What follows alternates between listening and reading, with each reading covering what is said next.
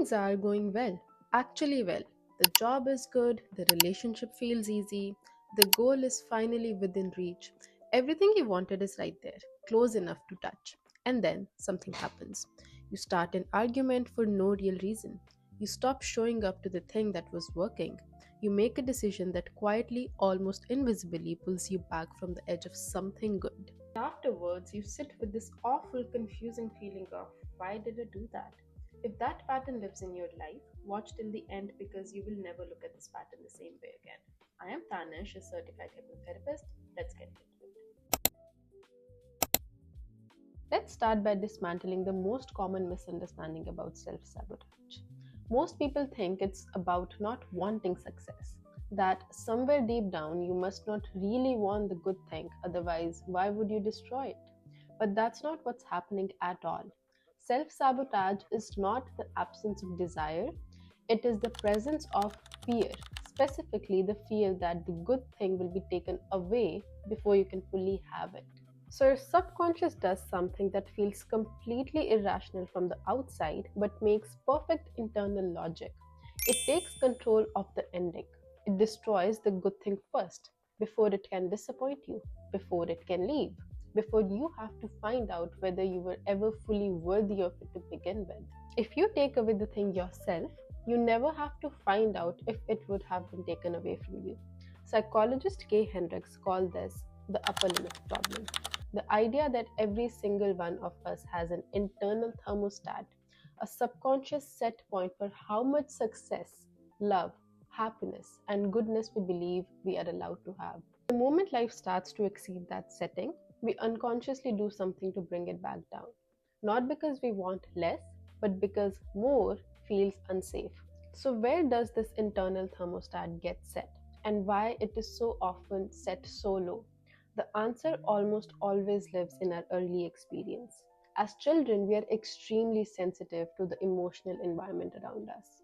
And many of us, without any dramatic trauma, sometimes just through ordinary family dynamics, received quiet but consistent messages about how much good we are allowed to have. The idea that genuine freedom, genuine possibility is not just exciting, it is terrifying because with possibility comes responsibility. The responsibility of actually choosing, of actually becoming, of no longer being able to blame circumstances for where you are. Self sabotage is sometimes the subconscious choosing the comfort of limitation over the terror of genuine possibility. It is easier to stay small than to find out how large you could actually be. In hypnotherapy, what we find that beneath self-sabotage almost every single time is one of three core subconscious beliefs. Number one, I don't deserve this. A deep, quiet conviction that good things are for other people, that you are fundamentally not the kind of person who gets to keep beautiful things. So when something beautiful arrives, you find a way to return it before anyone notices you had it. Number two, this won't last anyway. An expectation of loss so deeply wired that it feels safer to create the ending yourself than to wait for it to happen. At least this way, you are in control of when and how good thing ends. Number three, and this is the one that surprises people the most. It is that I won't be able to handle it. A secret fear not of failure but of success itself, of the new level of responsibility, visibility, and expectation that comes with actually having the thing you said you wanted. In all three cases, the sabotage is not the problem, the sabotage is the symptom, and the belief underneath it is the thing that actually needs to be found, named, and then rewritten. So, what does breaking this pattern actually look like? Here is what genuinely works. Number one, learn to recognize your upper limit in real time. Your upper limit almost always shows up the same way every time. Maybe it is picking a fight when things feel too good. Maybe it's suddenly getting sick.